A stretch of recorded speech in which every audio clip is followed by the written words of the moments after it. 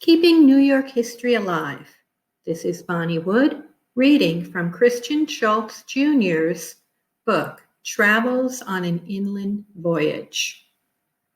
On the map, he is also listed as not only the author, but the cartographer. And he drew this map of the United States. And of course, we have just here a clipping of it. And we can see that his father, the immigrant, the Palatine immigrant, arrived here in Philadelphia. And Christian Schultz is describing going up the Hudson, which, by the way, here is Rhinebeck, spelled Rynbeck, to the Troy, Schenectady area, and then going on the Mohawk, passing such places as the Cohoes, here, the Little Falls, Utica, Herkimer, quite a few towns he's describing along the way. So it's basically along this route is where he's going. And as I'm reading, you will be able to spot those places. He begins by saying, "Dear friend, agreeably to your request and my promise, I now commence sketching for your amusement the few hasty observations I have made on my voyage to this place. Yet, as these will neither be very new nor interesting to you, who are equally well informed as to the state of improvements thus far, I shall occasionally introduce such little incidents as may occur on my voyage, being satisfied with the sincerity of your avowal, that anything from me will be acceptable. You desired me to be particular in describing the several towns and streams I pass on my route, the respective distances between them, the time occupied and manner of traveling from one to another, as well as an account of the expenses, risks, and dangers to be incurred in an inland voyage of the kind I am now performing. All these I shall endeavor to attend to in their proper time and place, and should I fail in affording you all the satisfaction or amusement you may have anticipated, it will not be from want of any exertion on my part. The navigation of the Hudson from New York to Albany is 160 miles, and so generally known that you cannot expect anything amusement in any account I might attempt to give you, either of the grandeur or elevation of those highlands through which we pass, or of the many flourishing towns and villages which adorn the banks of this majestic river. I shall, therefore, proceed to those particulars which you are more anxious to learn. The passage to Albany generally takes up from 2 to 5 days, and costs from $6 to $10 for each passenger, including board. The freight upon bulky merchandise is 40 cents a 100 pounds weight, but heavy articles from 25 to 50% less. From Albany, which lies in latitude 42 degrees 38 minutes north and 73 degrees 44 minutes west, to Schenectady, you have 15 miles over a very good turnpike road, and the freight over this portage is 16 cents a 100 pounds weight. Many of these wagoners are great rogues, and should you chance to have occasion for their services, it will not only be well to be very careful, but likewise to make your bargain before you employ them, or, like me, you will have to pay for learning. Schenectady is quite a large town.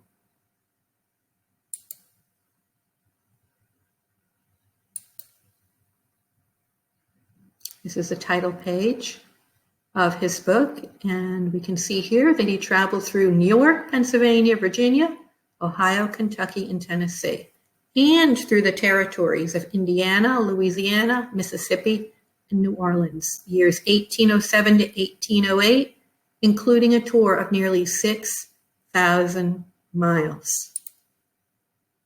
Here he is, Christian Schultz, Jr., Esquire. And here we are at Schenectady. Schenectady is quite a large town, but rather small for a city, notwithstanding which I observed that the inhabitants always make use of the latter term when speaking of the place. It contains about 420 houses and is pleasantly situated on the south side of the Mohawk River, about 6 miles above the Great Cohoes.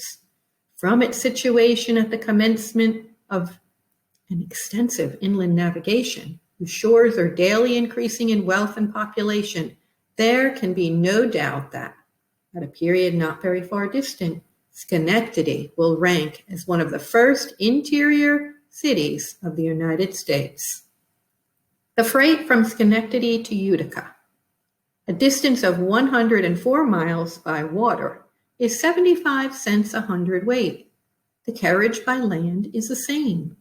This is owing to the great number of wagons loaded with produce which enter the cities of Albany and Schenectady, where, having discharged their loads, rather than return empty and earn nothing, they are glad to take a freight at the rate of water carriage. The Schoharie River, a rapid and innavigable stream, falls into the Mohawk from the south side at a place called the Mohawk Flats at Fort Hunter, about 25 miles above Schenectady. Canada Creek is a considerable stream of water, which takes its rise in a hilly, broken country near the headwaters of Black River. It empties itself into the Mohawk on the north side at a place called the Herkimer Flats. The Tuckconnodoc, the Corogee, and Lower Canada Creeks on the north side, and the Canajahari, Otsquatch, Saquet, and Oriskany Creeks on the south side are all small and trifling streams, which afford but a partial supply to the main river.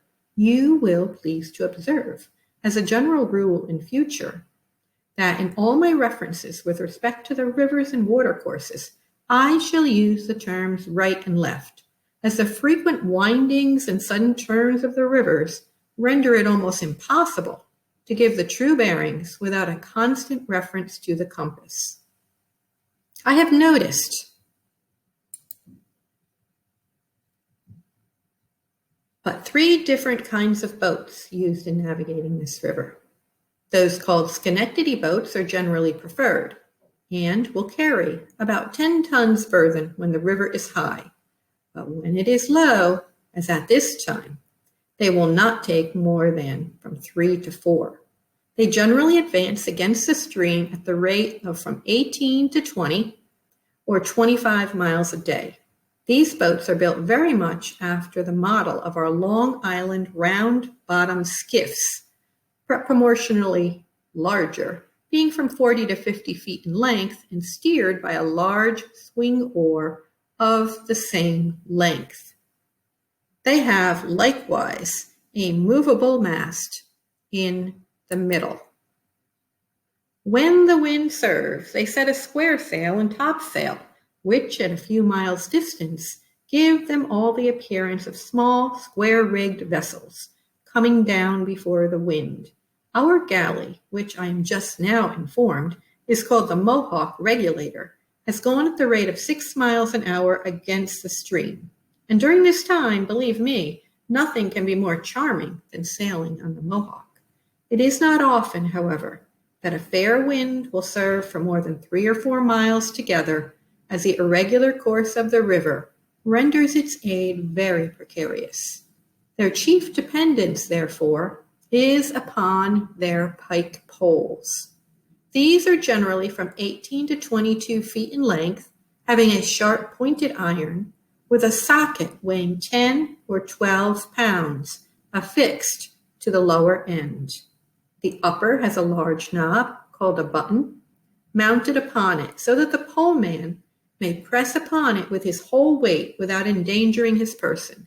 This manner of impelling the boat forward is extremely laborious, and none but those who have been for some time accustomed to it can manage these poles with any kind of advantage.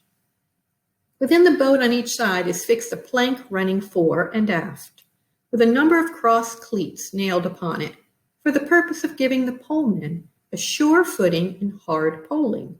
The men, after setting their poles against a rock, bank, or bottom of the river, declining their heads very low, place the upper end or button against the back part of their right or left shoulders, according to the side on which they may be poling. Then falling down on their hands and toes, creep the whole length of the gangboards and send the boat forward with considerable speed. The first sight of 4 men on each side of a boat, creeping along on their hands and toes, apparently transfixed by a huge pole, is no small curiosity. Nor was it until I had observed their perseverance for 200 or 300 yards that I became satisfied they were not playing some pranks. From the general practice of this method, as likewise from my own trials and observation, I am convinced that they have fallen upon the most powerful way possible to exert their bodily strength for the purpose required. The position, however, was so extremely awkward to me that I doubt whether the description I have attempted will give you an adequate idea of the procedure. I have met with another kind of boat on this river, which is called a dorm or dorum. How it is spelled, I know not. The only difference I could observe in this from the former one is that it is built sharp at both ends and generally much larger and stouter. They have likewise flats, similar to those you have seen on the Susquehanna, but much lighter, built and longer. On all these they occasionally carry the sails before mentioned. This image does appear in the book that I'm reading. The Mohawk is by no means dangerous to ascend on account of the slowness of the boat's progress, but as it is full of rocks, stones, and shallows, there is some risk in descending it of staving the boat, and at this season is so low as to require it to be dragged by hand over many places. The channel in some instances is not more than 8 feet in width, which will barely permit a boat to pass by rubbing on both sides. This is sometimes caused by natural or accidental obstructions of rocks in the channel, but oftener by artificial means. This, which at first view would appear to be an inconvenience, is produced by 2 lines or ridges of stone, generally constructed on sandy, gravelly, or stony shallows, in such a manner as to form an acute angle were they to meet, the extremities of which widen as they extend up the river, whilst at the lower end there is just space enough left to admit the passage of a boat, the water being thus collected at the widest part of these ridges and continually pent up within narrower limits as it descends, causes a rise at the passage, so that where the depth was no more than 8 inches before, a contrivance of this kind will raise it to 12, and strange as it may appear, a boat drawing 15 inches will pass through it with safety and ease. The cause is simply this: the boat, being somewhat below the passage, is brought forward with considerable velocity, and the moment it dashes into the passage, its resistance to the current is such as to cause a swell of 4 or 5 inches more, which affords it an easy passage over the shoal. The Mohawk may be considered as being generally about 100 yards in width. Its banks are extremely fertile, and the very appearance of the barns would satisfy a traveler that he was passing through a rich and well-cultivated country. The inhabitants are mostly of German descent, and still, in a great measure, retain their natural prejudices, and consider all who do not speak their own language either as Yankees or Irishers. The Germans of Pennsylvania generally speak a most corrupt dialect of the German language, yet when compared with that in use on the Mohawk, it may justly be styled Attic elegance. The Saxons are allowed to speak the purest of any of the Germans. And when I have been complimented as speaking German like a Saxon, which has frequently been the case, I have felt not a little flattered.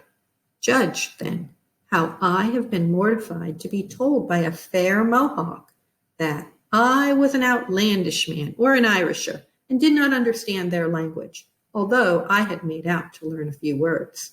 The German and Herkimer Flats are very fine tracts of bottomland, and in the highest state of cultivation, and from the great depth of the soil, as well as from logs and trees being frequently found in digging for wells.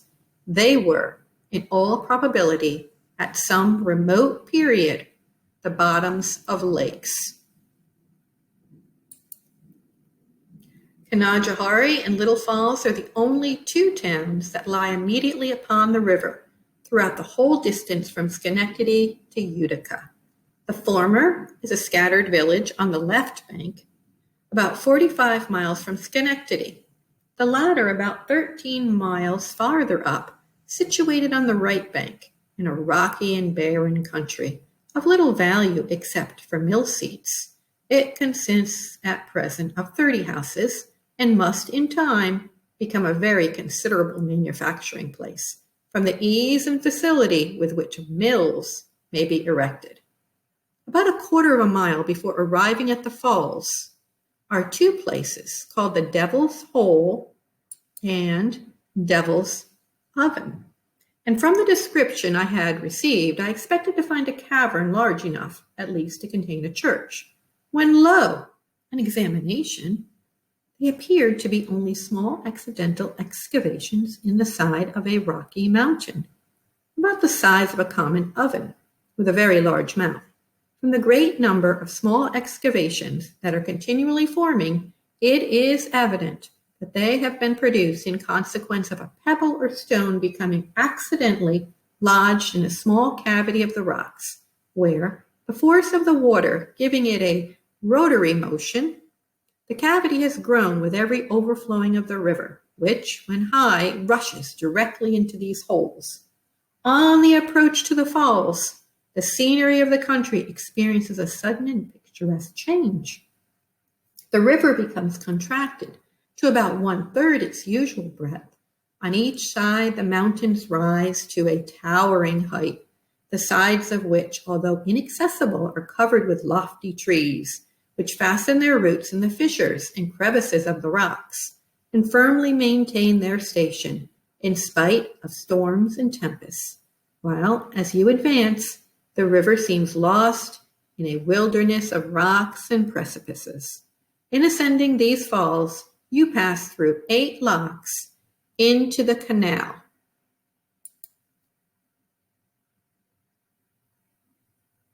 Where each ton of merchandise pays a toll of $2.25, besides a toll of from $1.50 to $2.62.5 on each boat.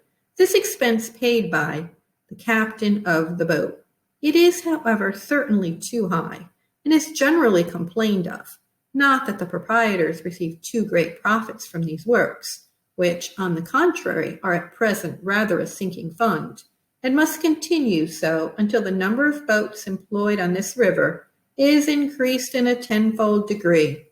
This ought to be an object of the first importance with the company, for the heavy charges paid by the few that navigate these waters tend to discourage others from building boats. The farmers still continue to transport their produce by land in preference to water, as each has his team, which will carry 100 bushels. They generally go to town once or twice a year to dispose of their crops, see their friends, and look for great bargains at auctions. And when ready to return, can take back a load as cheap as the boatman who passes the locks. Besides, they have not only saved in this respect, but also a charge of 1 or 2 shillings a bushel on all they bring, for it is generally known that a farmer of this description, by taking his provisions with him, will not spend more than $1 or $2 during the trip.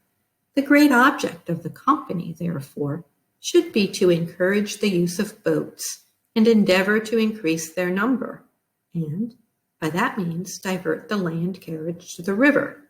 This never can be effected while the present mode is persisted in, and were they to lower the toll 50%, I should still say it was too high.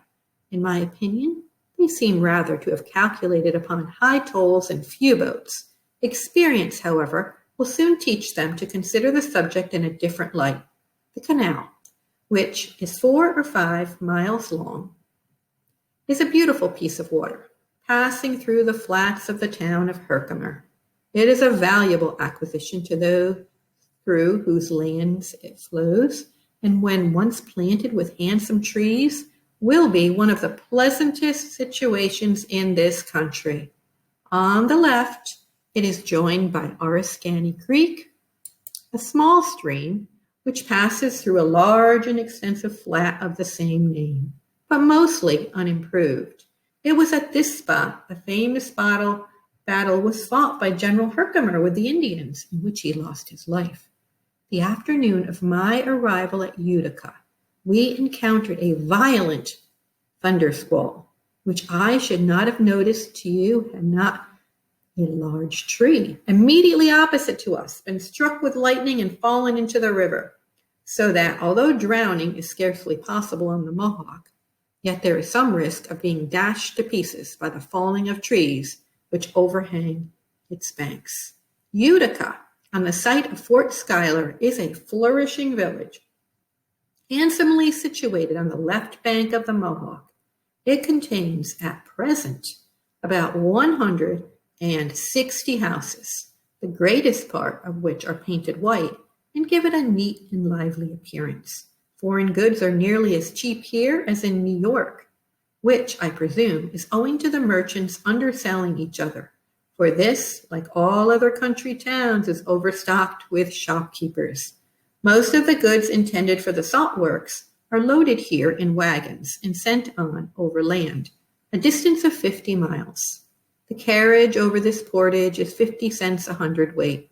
Whitestown is also a thriving little village, 4 miles above Utica, but as it stands about half a mile back from the shore, nothing of it is seen in the passage up the river. Deerfield lies on the right bank of the Mohawk, immediately opposite to Utica, and is connected with it by a good wooden bridge. It is but an inconsiderable village of 8 or 10 houses, chiefly inhabited by very poor people, nor is it likely ever to rise to any degree of respectability, as the ground on which it is situated is subject to be overflowed whenever there is any considerable rise of the river. The Mohawk affords the fewest fish of any stream I have ever yet met with. Angling, you know, is my favorite sport, and as I had promised myself much gratification from this amusement, I spared nothing that could render my fishing apparatus complete. Judge then of my patience and disappointment when, after 9 days toiling, day and night, I at last caught a poor catfish, not larger than a herring.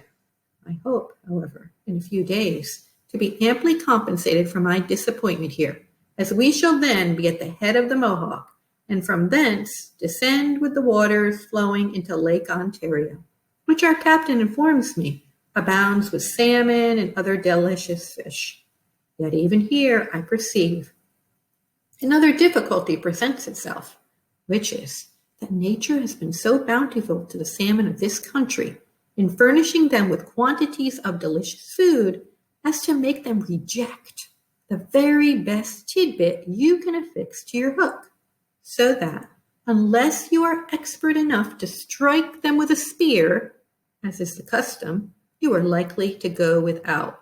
I really must confess that my feelings seem rather to revolt at the barbarous and unnatural idea of murdering fish with a large piece of iron, weighing 3 or 4 pounds, while, at the same time, a little bit of crooked steel, covered with a fly or worm and suspended to a line, would afford me, for hours, what I should call rational amusement. Such is the force of habit and prejudice. The manly attitude of the Indian, standing erect in his canoe as he skims the transparent surface of the lake, grasping his iron spear with his right hand, warns the quick-eyed salmon of his hostile approach, while we, more humane and refined, conceal ourselves under the thick foliage of the shady banks, and, in the guise of friendship, beguile the unwary tribe to the deceitful hook. Yours, C.S. Thank you for viewing this production from Keeping New York History Alive. See you next time.